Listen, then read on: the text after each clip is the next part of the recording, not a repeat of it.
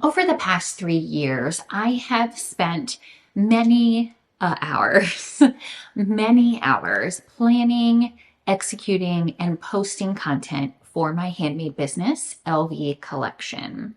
And in that 3 years, I have gone through ups and downs, hangups, pivots, everything and anything in between.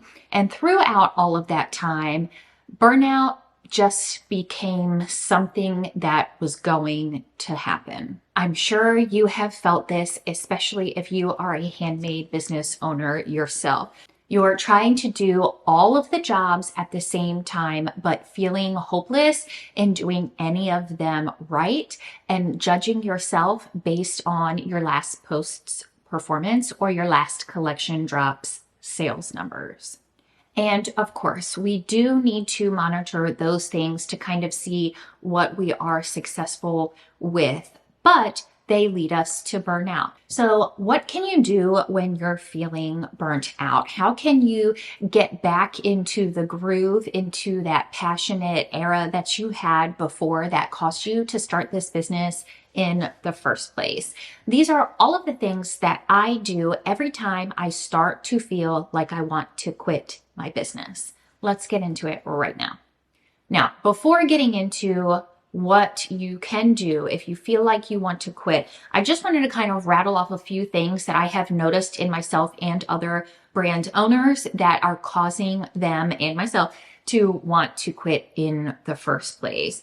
Number one is comparison. Comparison will be the absolute death of your business. Not only is it going to break down your business, it's going to break down your confidence as a person, as a business owner, and as a creative. If you own a handmade business, you are at least, like at the very least, a tiny bit creative. Okay. We know this, but what we also know about creative people is that they have a super big heart and they can sometimes be more emotional than an analytical person. They're just two different personality types. Okay. That must be why my husband and I get along so well, because I'm definitely more creative and he is absolutely like analytical to a T. So we fit very well together. It's going to be really interesting actually to see kind of how our three kids develop into their own personality. Like our oldest is 10. I believe that she is more like me, and our son, he's 7. He's definitely more analytical. Everything rolls off his back. He's not dramatic in the least.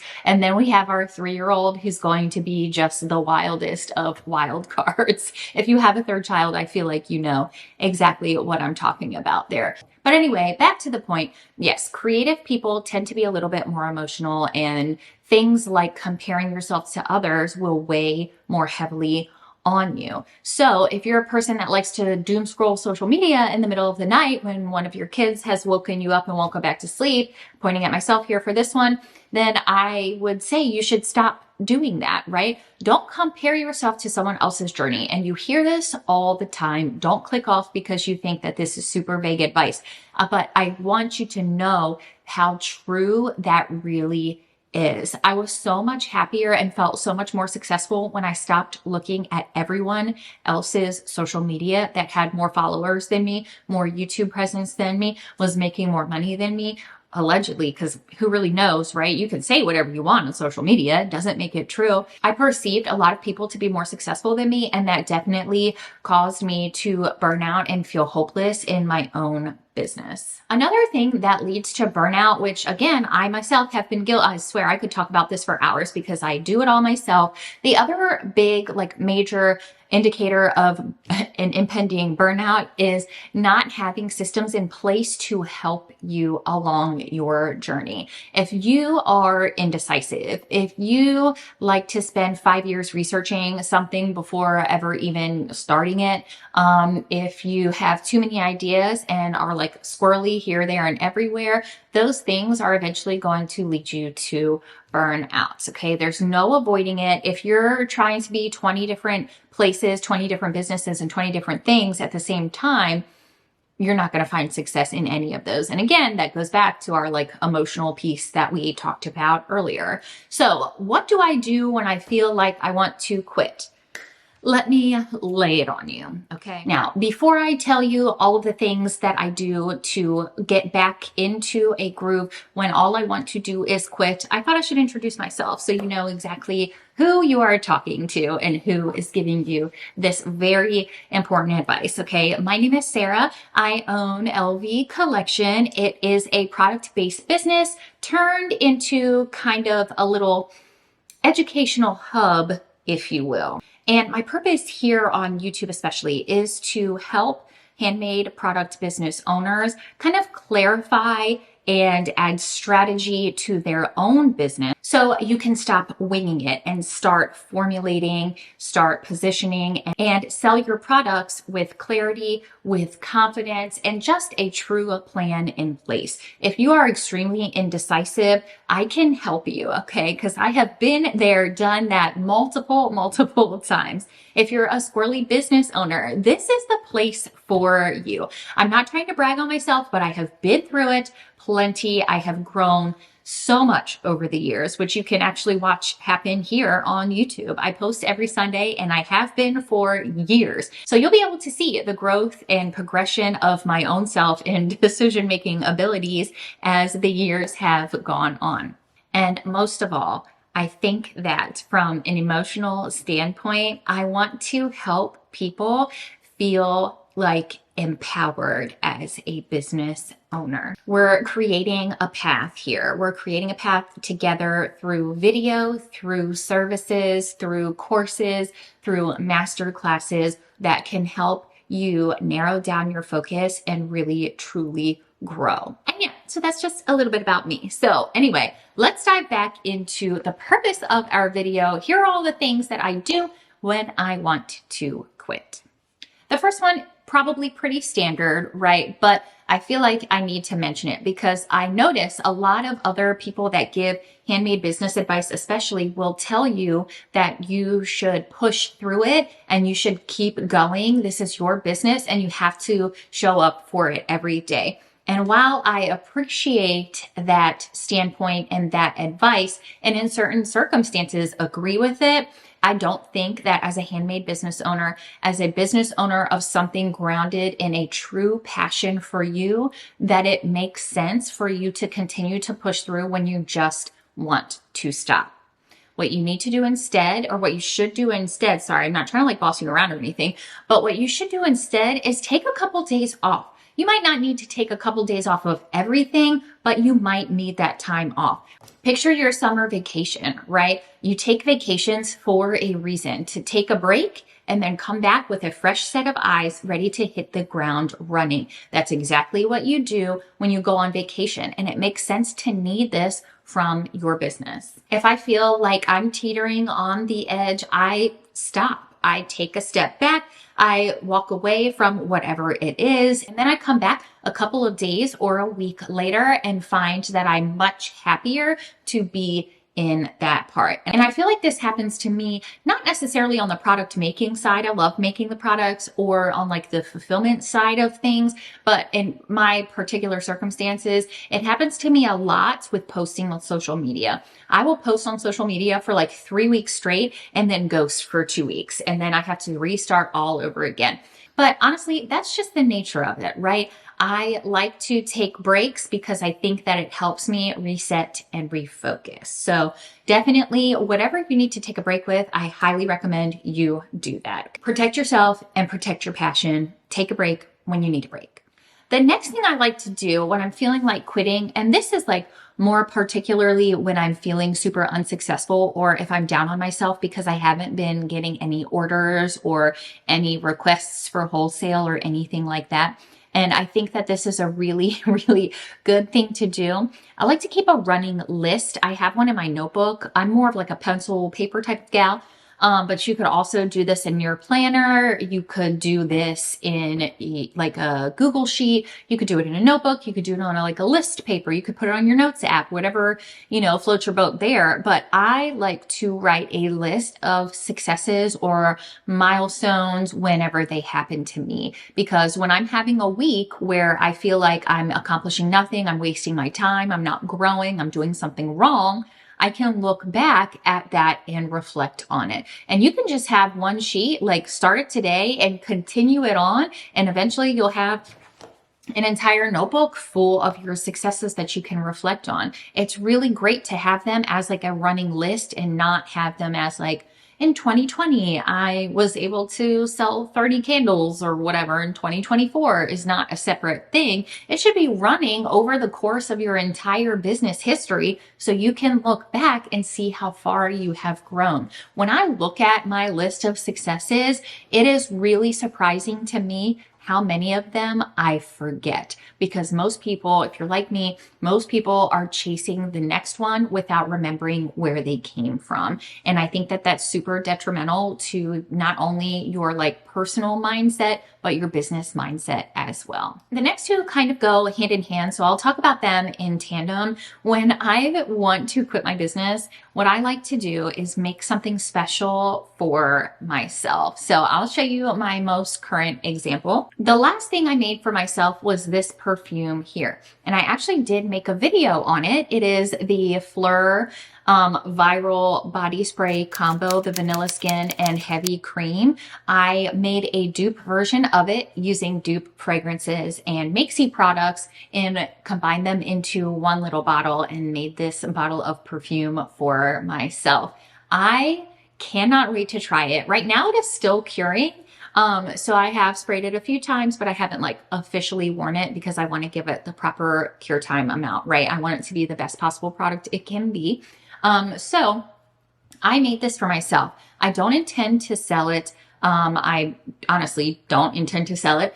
And I just was super excited to make it for myself, not only to film a dupe formulation video, because those are becoming like something I love to make. I've only posted that one, but I have several in the works. And they're just super exciting to like work on. So I found like this to be something new that helps me when I want to quit. I just make something for myself. And then in tandem with that is using my own products. I know it sounds like ridiculous, but when was the last time you used one of your own products? Okay. I've always been using my bar soaps. I absolutely love the bar soap, but all of my other products, I use, but you forget how nice they are if you don't use them consistently. So I might stop wearing lotion, or I've got, you've got those random body washes that you get for Christmas and stuff. And I don't like to be wasteful. So I still use them. And then I'll go back to like my bar soap and I'm like, dang, this is way nicer. So those things happen all the time. And I think that if you're feeling burnt out, using your own products and making your own products special, like for yourself, is a really great way to kind of reignite that passion if you're feeling down about your business or if you're feeling like you want to quit. So use your own products and reignite your own passion for your products and why you love them in the first place. All right. Now, this one may be controversial because it's not the same as walking away and taking a break. But if you truly feel like you cannot stop and you cannot take a break, if you honestly feel like you're not going to be able to do that, what I would do is go back and relaunch a previously successful product.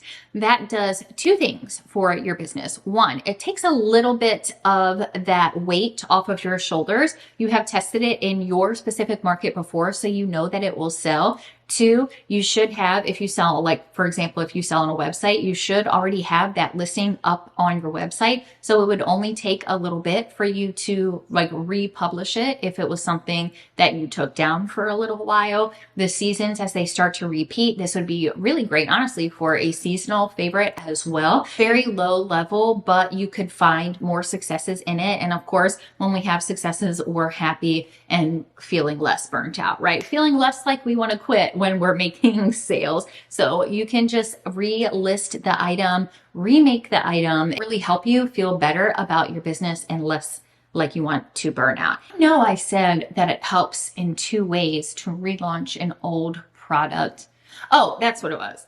And then the other way that it helps you to relaunch an old product is it brings back possibly a customer favorite. If it was a bestseller, it's going to bring back a customer favorite, which is going to create brand consistency. And even though you're feeling like you want to burn out, you're going to make sales and proving to your customer base and proving to everyone else that you're staying consistent. Just that low level update right there. Okay, now we have gone through, talked about the things that we want to do when we quit. Something that we discussed in this video was having a strong system to kind of help prevent burnout from happening. You have a passion-based business. You don't want to ruin your passion for that product by being a disorganized mess, okay? You don't want that. So what can you do to help yourself streamline? You need to have a strong system in place and places where you can gather your ideas and really hash everything out without being extremely indecisive as a business owner, okay? And what I have developed to help you with that is a Formulators Vault. Down below in the description box, if you click on the link to my stand store, you will see a Formulators Vault product listed. What you'll find in that Formulators Vault is a slew of resources. I don't know why I said slew. I don't even like the word slew. What you'll find is a slew of resources. If you have a better word recommendation for that, would you let me know, please? That will help handmade business owners as they start to develop systems and want to feel less overwhelmed with the business side of product creation. You'll find recipes in there. You'll find product collection plan templates. There's inventory spreadsheets so you can track your inventory, hosted in like a Google Doc. You can formulate the price per ounce, so that will like help you kind of formulate your cost of making a product. There's a fragrance oil spreadsheet that grows each time I test out a new fragrance oil in soap or candles or body products. There are plenty. Right now it is $29. As soon as I get that next piece in the Formulators Vault uploaded, I will be raising the price. But the great thing is, right, so you pay right now the $29, you get lifetime access, which includes free access to everything that I put in the vault in the future. So once I hit 21 resources, I am going to raise that price up. But if you purchase now, you'll be able to access those new updates for free till the end of time, okay? Until the end of time. So I would definitely recommend checking that out. As a content creator, I like to kind of over deliver on the promise of something's value because I think that that creates like a true bond and true level of trust between us. So I honestly do think that this vault is amazing. Okay. Not to toot my own horn. I'm not that type of person, but I do really think it's great. So if you want to check that out, it is down below in the description box. And with that, we're going to end today's video. I hope you enjoyed, and I hope that you, if you are feeling burnt out, I hope that you really take the time to consider the things that we have covered in this video, because there is something on the other side. You have built this business out of passion, and it deserves to be shared with the world, but not at the expense of your happiness. So with that, I will see you next week.